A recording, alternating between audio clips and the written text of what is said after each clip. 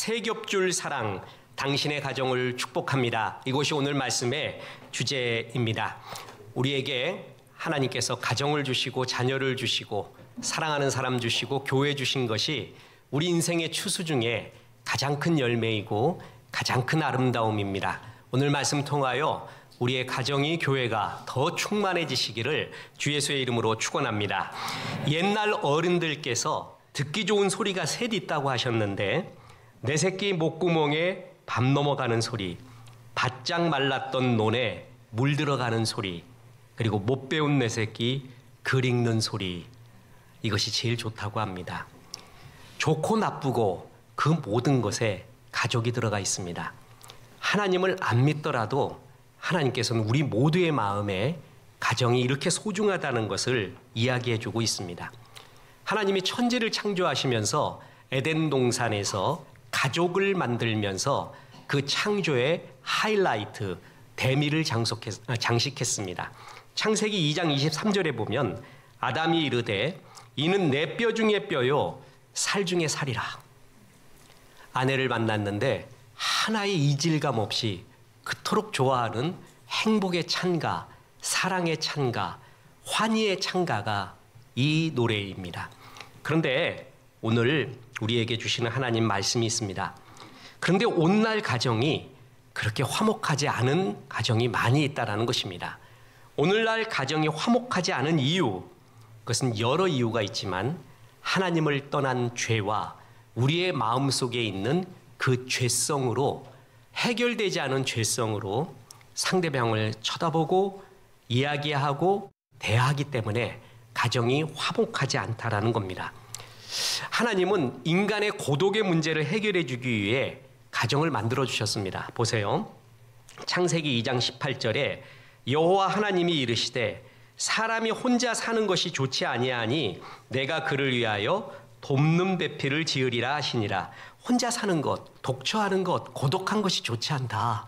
그래갖고 우리에게 가정을 주신다는 거예요. 그래서 가정 속에서 울고 웃지 않습니까? 모든 시름도 다 풀고 있지 않습니까? 그게 하나님이 주신 우리에게 최고의 축복이라는 것이죠. 자, 이 가정에 보면요, 애들이 참 우리에게 웃음을 줍니다. 나혜정 집사님 아들 윤재가 지금 군대 가 있는데 이놈이 중학교 때인가 그랬을 겁니다. 와가지고 목사님 인터뷰를 하재요. 그래서 무슨 일입니까? 무슨 일이냐 그랬더니 학교에서 각 직업을 갖고 있는 특수한 보편 직업을 갖고 있는 사람들에게 인터뷰를 해서 그 느낌을 적어오는 거래요. 그래서 이놈이 와갖고 나한테 인터뷰한다 그래갖고 내가 면접 보는 사람처럼 차렷하고 앉아갖고 질문을 합니다. 이놈이 왜 목사가 됐습니까? 목사가 돼갖고 즐거운 일이 있고 슬픈 일이 있을 텐데 그거 뭡니까? 이런 철학적인 걸 물어보는 거예요. 그래서 내가 진지하게 애한테 이렇게 답변을 해줬습니다. 그래서 자, 인터뷰 잘했니? 그러니까 예, 그러고 갔어요. 근데 우리 둘째 아들 윤수도계가 학교에서 그 과제를 받아갖고 아빠를 하겠다는 거예요. 그래갖고 예, 아빠를 어떻게 하냐 하니까 아빠가 목사기 때문에 굉장히 어찌 보면 특수한 직업이라서 자기가 좋은 경험이 되고 인터뷰를 하겠다고.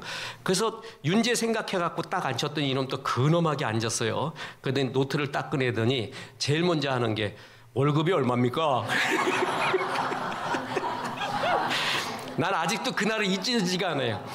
윤재같이 무슨 철학적인 질문을 하고 아빠로서가 아니라 목사님으로서 왜 목사가 됐어요? 그때 느낌이 어떠세요? 어떨 때 좋으세요? 막 이런 거 하면 내 준비를 다 하고 있었는데 갑자기 월급이 얼마입니까? 그러는 거예요. 그 이놈이 지금 뭔 생각하고 있는가? 그날이 잊혀지지가 않습니다. 그렇게 아이들이 또 댕댕이도 사랑하는 사람들이 우리에게 기쁨을 주지 않습니까? 하나님은 이 땅에 두 곳, 가정과 교회에서 하나님의 사랑과 영광 그리고 천국의 그림자를 미리 보여주고 있다는 것입니다. 그런데 우리가 이 가정에서 오히려 고독을 느끼는 경우가 더 많아요. 아까 얘기했듯이 사람이 독처하는 것이 옳지 못해서 고독을 풀기 위해서 하나님이 가정을 만들어줬는데 가정에서 오히려 더 고독하는 경우, 왜 그런 줄 아세요? 우리 속에 있는 죄성. 이 죄성을 가지고 아내를 대하고 남편을 대하고 자녀를 대할 때 필터 없는 말, 필터 없는 행동, 필터 없는 인격이 그대로 보여지기 때문에 가까운 데서 더 상처를 받는 겁니다. 우리는 2주 동안에 열등감에 대한 하나님의 말씀을, 치유법에 대한 하나님의 말씀을 나눴습니다. 전문가들이 인생에서 열등감과 낮은 자존감을 느끼게 하는 이유를 크게 3가지를 말합니다. 첫째는 뭐냐면 significant others, 중요한 타인들. 2번째가 사회적 기대. 3번째가 완전주의 기질이라고 합니다. 그중에 첫 번째가 뭐냐면 중요한 타인. 타인인데 굉장히 중요해요. 누구죠? 가족이에요. 가족. 제일 가까운 사람. 제일 가까운 사람 때문에 열등감을 배우게 되고 낮은 자존감을 오히려 배우게 될 수도 있다라는 것입니다. 반대로 말하면 제일 가까운 타인이 나의 자존감을 높여줄 수도 있지만 우리가 죄성이 가득한 상태로 아이들을 또한 부부를 대하게 되면 그들을 오히려 더 낮은 열등감과 또한 낮은 자존감으로 인도한다라는 거예요. 장미꽃 한 송이라는 글이 있습니다. 거기에 보면 어느 젊은이가 작은 실수를 저질러 마을 사람들의 비난을 받게 된 이야기가 나옵니다. 그 실수에 대한 소문이 눈덩이처럼 퍼지고 급기야 마을 사람들이 몰려가 돌을 던지기 시작했습니다. 근데 그 청년은 마음을 굳게 먹고 잘 돌을 견뎌냈습니다. 언젠가는 이 작은 실수가 용서받을 날이 올 것이고 또한 그 실수를 만회할 때도 오리라고 믿었기 때문에 그렇습니다. 그런 가운데 그 젊은이가 존경하고 믿었던 스승이 지나가게 되었습니다. 그 스승은 마을 사람들의 눈을 의식해서 자신도 무언가 젊은이에게 던져야겠다는 생각에 돌을 던지는 대신에 옆에 피어 있었던 장미꽃 한 송이를 꺾어 젊은이에게 던졌습니다. 근데 이게 웬일입니까? 무수히 쏟아지던 돌도 견뎌냈던 그 젊은이가 장미꽃 한 송이 맞고 쓰러져 버립니다. 누구든 장미꽃에 쓰러지지 않습니다. 그런데 바로 믿었던 가장 가까이 있었던 스승이 던진 장미꽃이었기에 맞고 쓰러지게 되는 겁니다. 중요한 타인, 가까이 있는 사람의 영향력이 이렇게 큽니다. 가까이 있는 사람이 죄성이 많으면은 그래서 그 죄성대로 사람을 대하게 되면 이토록 우리는 가족에서도 상처를 받게 되는 겁니다. 그 어떤 할머니가 있었는데 이 할머니가 맨날 눌려 지냈어요. 할아버지한테 젊었을 때부터. 이 할아버지가 할머니한테 늘 하는 말이 뭐냐면 당신이 뭘 알아? 시키는 대로 해. 당신이 뭘 알아? 이런 말만 계속했습니다. 여자분들 많이 이거 들어보셨어요? 오죽했으면은 모든 유모집마다 이 얘기가 다 나와. 당신이 뭘 알아? 그러니까 여자들이 제일 싫어하는 말 중에 하나인가 봐요. 그 할머니가 맨날 그 말에 눌려갖고 왔어요. 그러다가 이 할아버지가 어느 날 심장마비로 쓰러졌습니다. 그래서 의사가 보더니 운명하셨습니다 이러는 거예요. 할아버지가 죽은 거예요. 할아버지가 냉동실로 들어가려고 하는데 할아버지가 기적적으로 깨어났습니다. 그래갖고 옆에 있던 할머니한테 나 살았어. 나 냉동실 들어가면 안 돼. 나 살았어. 나 살려줘. 막 살려줘. 그래요. 그러니까 할머니가 그럽니다. 딱 보더니 당신이 뭘 알아? 의사가 죽었다는데. 의사가 죽었대잖아. 당신이 뭘 알아? 그래서 냉동실로 그냥 들어갔대요. 집에 돌아와서 교회에서 은혜 받았던 아내가 남편한테 너무나 잘해줬습니다. 그러니까 남편이 감동을 먹어서 아유 여보 교회 나가는 거 참 좋네. 네, 오늘 설교에 예배에 은혜 받아서 그래요. 그랬어요. 그래서 무슨 말씀이었는데 그래? 그러니까 네 원수를 사랑하라 그랬어요. 이런 이야기. 아무튼 남자가 꼭 당해. 이렇게 유모집에 보면요. 이런 말도 있습니다. 남편이라는 존재. 늦으면 궁금하고 옆에 있으면 답답하고 오자마자 자면 허전하고 누워서 뒹글거리면 짜증나고 말 걸면 귀찮고 말 안 걸면 기분 나쁘고 누워있으면 나가라 하고 싶고 나가 있으면 신경 쓰이고 늦게 돌아오면 열받고 일찍 들어오면 불편하고 아주 이상하고 미스테리한 존재 내 남편. 아무튼 어느 책에 봐도 남편들이 많이 당해. 근데 어느 날 또 보니까 이제 남편이 역전을 하기 시작을 했습니다. 남편은 힘들 때마다 아내의 사진을 갖고 다니고 보기 시작을 했습니다. 그러니까 아내가 너무 감동스러워서 여보 내 사진 보면 그렇게 힘이 나고 그렇게 사랑해요 그랬더니 아니 내가 이런 여자하고도 사는데 내가 어떤 고난을 못 이길 거냐 이래서 맨날 봐 그러고 있어요. 가정이 행복해야 되는데 이런 조크가 많이 나올 정도로 우리는 가정에서 뭐라고요? 이러한 고독과 슬픔, 사실 원초적인 슬픔은 거의 가정에서 느끼는 경우가 많습니다. 왜 가정이 화목을 모두 다 원하지만 그렇게 안 될까요? 성격과 가치관, 인격, 여러 이유가 있지만 성경은 우리의 죄성 때문이라고 합니다. 보세요. 세계적인 명저 존 그레이의 화성에서 온 남자, 금성에서 온 여자 꼭 읽어보십시오. 젊은이들 결혼하기 전 필독서라고 나는 봅니다. 오죽했으면 남자는 화성에서 오고 여자는 금성에서 왔다고. 서로의 기질이 다르고요. 생리적인 면이 다르고 살아온 환경이 분명히 다릅니다. 이 다른 사람이 부부가 돼서 살아간다는 그 자체가 사실은 기적입니다. 어떤 사람은 감자를 설탕에 찍어 먹고 어떤 사람은 소금에 찍어 먹어서 싸움이 났다고 하는 거 아니에요? 그래갖고 막 집안 싸움까지 나요. 당신 집안이 어째 이래가면서. 그래갖고 이제 사내 못 사내 이래갖고 이제 변호사한테 갔어요. 그래갖고 막 조정을 부탁하니까 변호사가 그 얘기 듣고 나는 감자 마요네즈에 찍어 먹는데요. 감자에 소금을 찍어 먹건 설탕을 찍어 먹건 마요네즈를 찍어 먹건 뭔 상관이에요. 근데 그 속에 들어가 있으면 그게 굉장히 크게 보여요. 그리고 그것 때문에 집안 싸움 나고 자존심 건드리게 되고 사실은 상처를 거의 어디서 받냐면 가정에서 많이 받는다라는 겁니다. 다시 말합니다. 성격 차이도 있고요. 자라온 가치관 차이도 있고 덜 성숙한 인격의 차이도 있습니다. 그런데 문제는 뭐냐면 우리 속에 있는 죄성 때문입니다. 아까 아담과 하와가 만났을 때 하나님과 아주 친밀했을 때 아담이 내 뼈 중에 뼈요 살 중에 살이로다 이렇게 말했잖아요.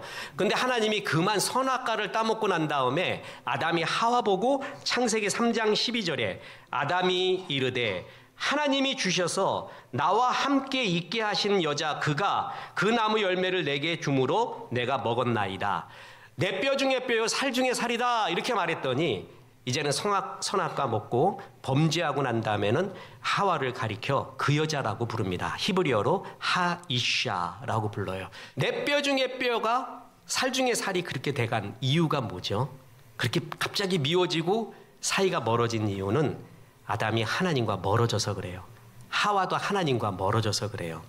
우리 속에 하나님을 떠나 있어서 생겼던 죄성이라는 것이 있습니다. 이제 예수 믿으면 이 죄성을 하나님의 인격, 예수님의 인격으로 변화시켜야 되거든요. 근데 아직도 죄성이 가득한 우리의 사람들이 만나 살기 때문에 서로의 상처를 깊이 주고 중요한 타인인 가정이 우리에게 제일 아픔을 많이 줄 수가 있다는 겁니다. 죄성이 가득하니까 서로 사랑이라는 이름으로 목을 조릅니다. 소나기를 지은 황순호님의 아들이 황동규 교수라고 서울대 영문과 교수님 또 시까지 지은 은퇴하셨죠. 이분의 시 나는 바퀴를 보면 굴리고 싶어진다. 거기에 보면 이런 글이 나옵니다. 사람을 있는 그대로 사랑하는 법을 배우는 데는 오랜 시간이 걸린다. 자기 주위에 있는 사람들은 자기 비슷하게 만들려고 애쓰는 버릇이 깊이 뿌리 박혀 있기 때문이다. 상대방을 자기 비슷하게 만들려고 하는 노력을 사람들은 흔히 사랑 혹은 애정이라고 착각한다. 그 대상에 대한 애정의 도가 높으면 높을수록 그 착각의 도도 높아진다. 사랑은 가짜 사랑이 있고 다른 사랑이 있고 참 사랑이 있습니다. 가짜 사랑은 사랑이 아니에요. 아주 이기적이고 자기가 굴레를 만들어서 자기에게 예속시키려는 소유하려는 사랑이 가짜 사랑이고요. 다른 사랑은 가짜보다는 난데 아직 미완성된 미성숙한 어린 사랑이에요. 그래서 상처를 많이 주는 사랑, 사랑은 사랑인데 참 사랑이 예수 그리스도의 하나님의 사랑. 사랑 안에는 두려움이 없고 사랑 안에 두려움이 없고 온전한 사랑이 두려움을 내어 쫓는다는 그 온전한 사랑까지 우리는 계속해서 우리 속에 있는 죄성 때문에 부부와 가족과 부딪히게 돼 있는 겁니다. 우리 속에 있는 죄가 가장 문제예요. 최승호의 오징어 부부, 저는 한 10번 설교해 줬죠. 그 오징어 부부는 서로 사랑한다 하며 목을 조르는 습성이 있다. 오징어 부부 두 마리가 사랑해 그러면서 목 조르고 있어요. 그러면서 뭐예요? 그것을 사랑이라고 표현을 하고 있다는 것입니다. 왜 그러는가? 아직 우리 속에 있는 하나님을 떠나고 우리 속에 남아있는 죄성이 가득해서 상대방을 그걸 사랑이라는 이름으로 얽매이고 누르고 그러면서 서로 상처를 주는 존재라는 것입니다. 그래서 두 번째 교훈이자 중요한 결론이 있습니다. 하나님 안에 있으면 가정이 행복하다라는 것입니다. 인간은 스트라이크를 넣을 능력이 없습니다. 스트라이크를 넣어야 된다는 것은 압니다. 그런데 넣을 능력이 없어요. 저 어렸을 때도 야구할 때 1회배도 투수였습니다. 던지면 이 캐차라는 놈이 맨날 1루 스트라이크를 주래요. 그래서 던지면 딴 데 가거든요. 그럼 나중에 화를 내요. 1루 주려는데 왜 안 줬냐고. 내가 그거 모르냐고. 그걸로 안 들어가는데 어떡해요. 실력이 없어갖고 스트라이크를 나도 넣고 싶어. 커브도 넣고 싶고 슬라이드도 넣고 싶고 150km 직구도 넣고 싶은데 안 되는 걸 어떻게 해요? 안 되는 거. 인간은 스트라이크를 넣어야 된다는 걸 알고 있어요. 그런데 넣을 능력이 없어요. 그래서 하나님의 은혜를 받아야 됩니다.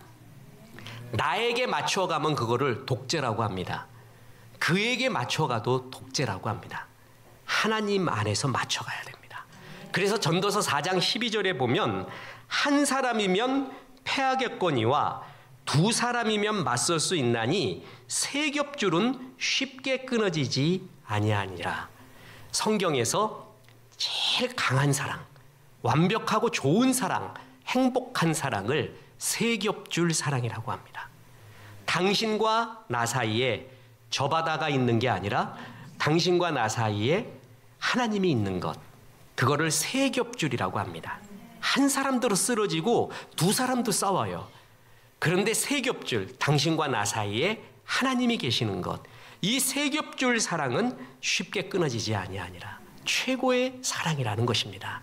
그래서 가정이 거룩하고 행복하기 위해서는 바로 이런 세 겹줄 사랑, 하나님 안에서의 사랑이 가장 소중하다는 거예요.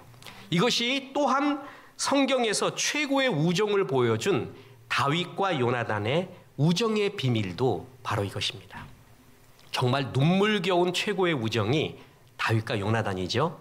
근데 서로 우정을 가질 수가 없는 사람이었습니다. 요나단은 사울 왕의 맏아들이었습니다. 그는 용맹했고 장군이었습니다. 블레셋과의 전쟁에서 요나단은 자기 병기 든 소년과 함께 믹마스 그 가파른 계곡에 올라가 블레셋군을 무찌릅니다. 그것 때문에 이스라엘 사람들이 용기를 얻어서 블레셋을 무찌르는 그러한 장군이고, 그는 사울의 맏아들이고 용기와 지략이 있었던, 누가 봐도 사울의 왕권을 이어받을 인물이었습니다.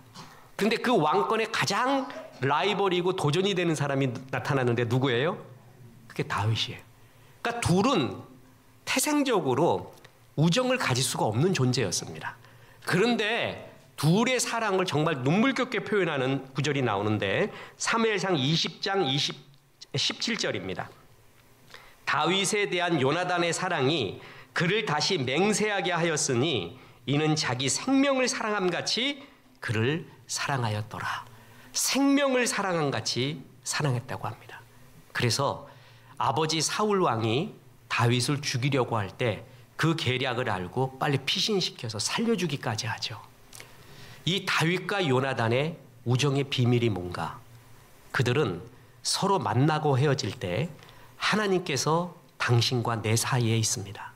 당신과 나 사이에 있고 당신과 나 사이에서 하나님 앞에 언약했던 것을 기억하십시오.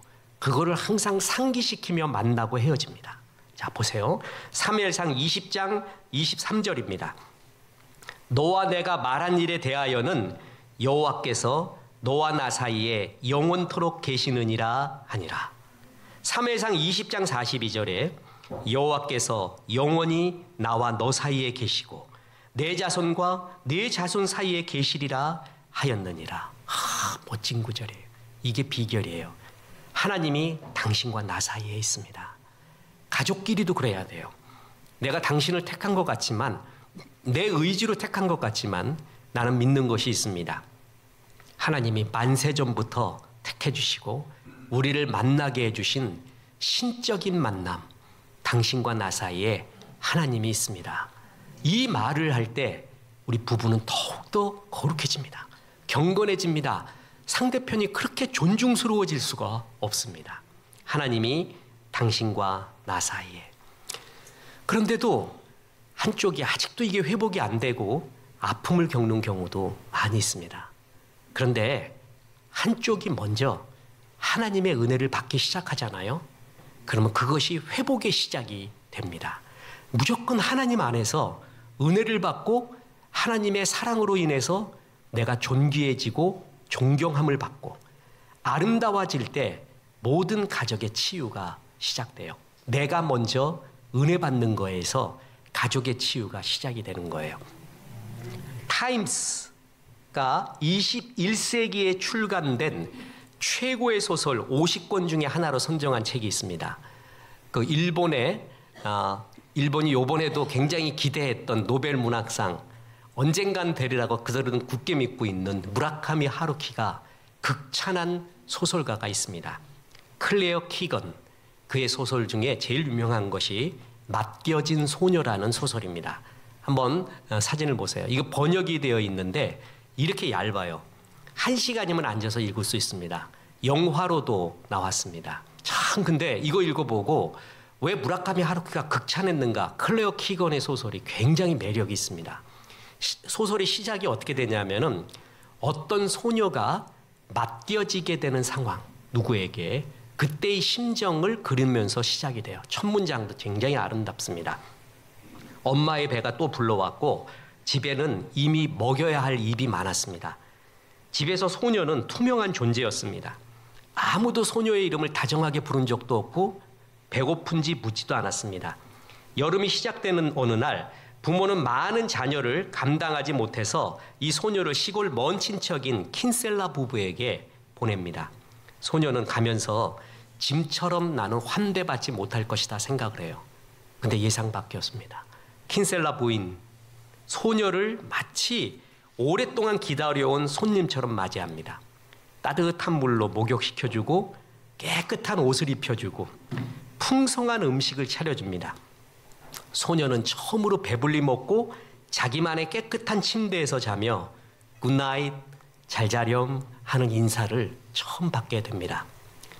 소녀는 킨셀라 부인과 함께 밭일을 합니다. 부부는 소녀를 존중과 애정으로 대합니다. 사실 킨셀라 부부에게는 아들이 있었는데 아들이 일찍 죽었습니다. 그 상실의 아픔 속에서도 누군가를 아주 진심으로 대하고 있는 것이었습니다. 여름이 깊어갈수록 이 소녀가 깨닫습니다. 사랑이란 거창한 말이 아니라 작은 몸짓들로 이루어져 있구나. 아침마다 차려진 따뜻한 식사, 깨끗하게 개어진 옷까지, 밤마다 들려주는 이야기, 다정하게 빗겨주는 머리카락.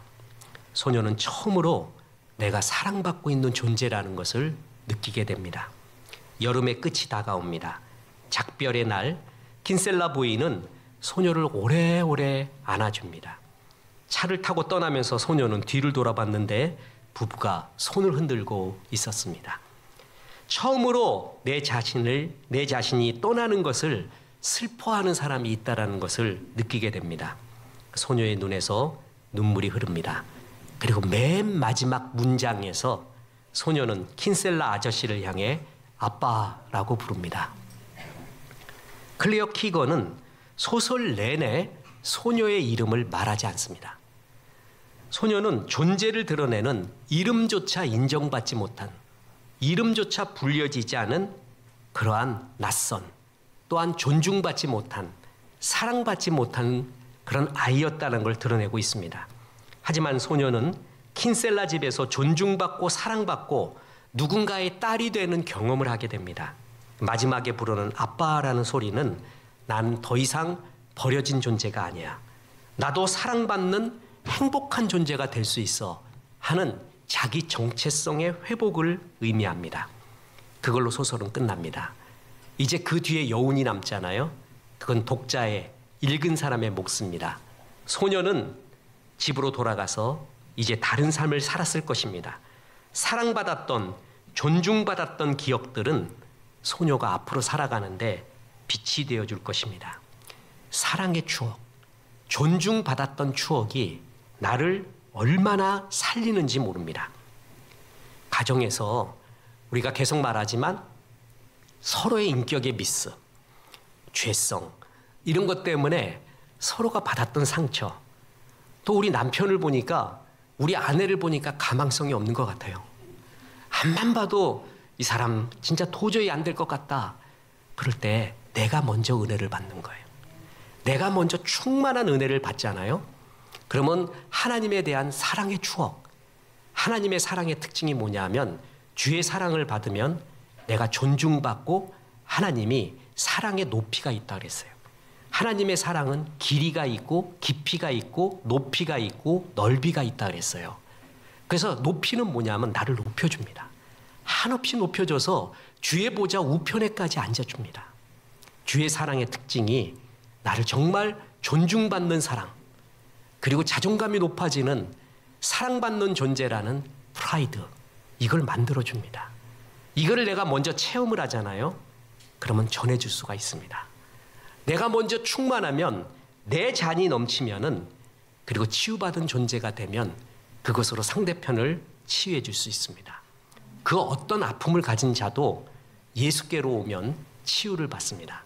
그래서 마태복음 11장 28절에 수고하고 무거운 짐진 자들아 다 내게로 오라. 내가 너희를 쉬게 하리라. 어떤 사람도 예수 앞에 오잖아요.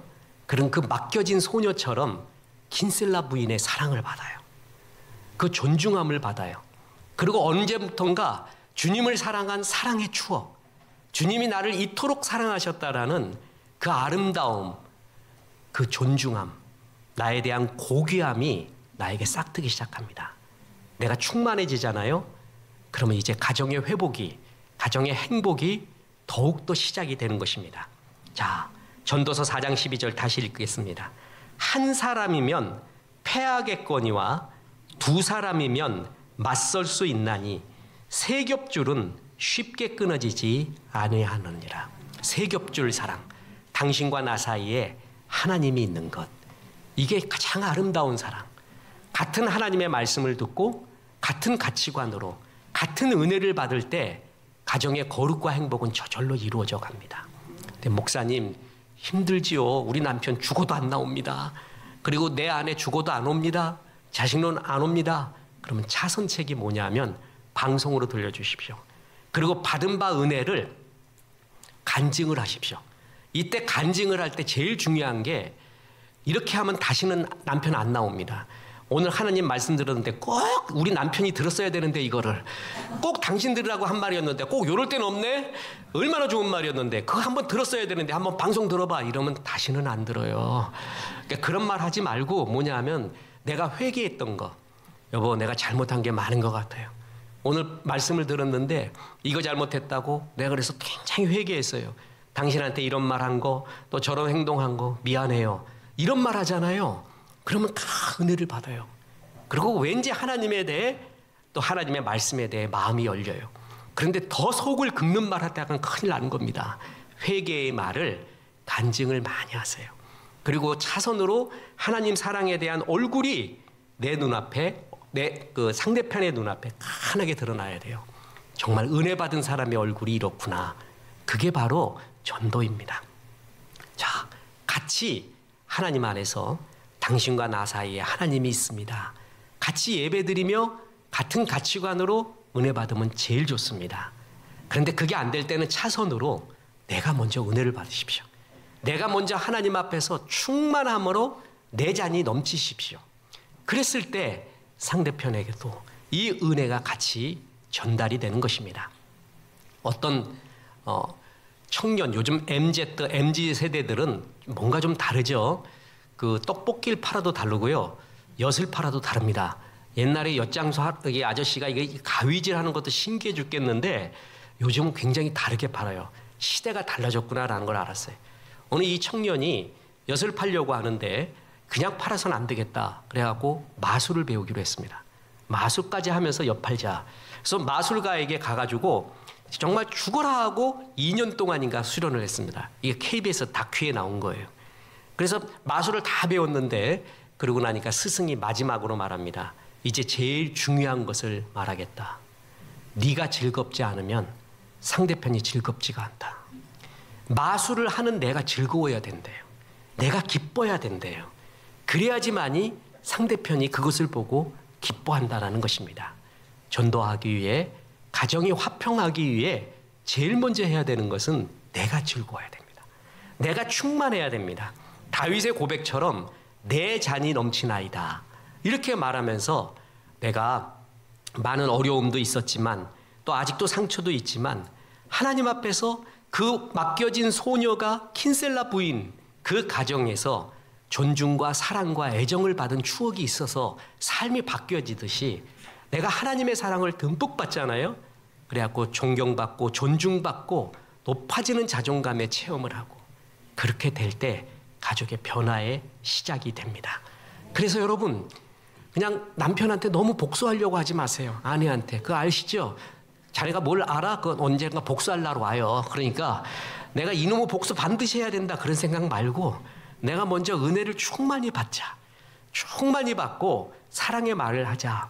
이렇게 내가 하나님 앞에 충만해질수록 가정은 더 거룩하고 행복해집니다. 그래서 내년도 우리가 추수감사절 때는 더욱더 충만한 웃음, 우리 가정에 남편을 보고 당신이 내 인생의 최고의 열매, 하나님이 주신 추수의 열매예요. 아내를 보고 당신이 그래, 사랑하는 아들아, 딸아, 주님이 주신 최고의 열매가 여기 있지 않느냐. 이제 그런 고백, 이 고백이 넘쳐나서 여러분 가정이 나날이 거룩하고 행복해지시기를 주 예수의 이름으로 축원합니다.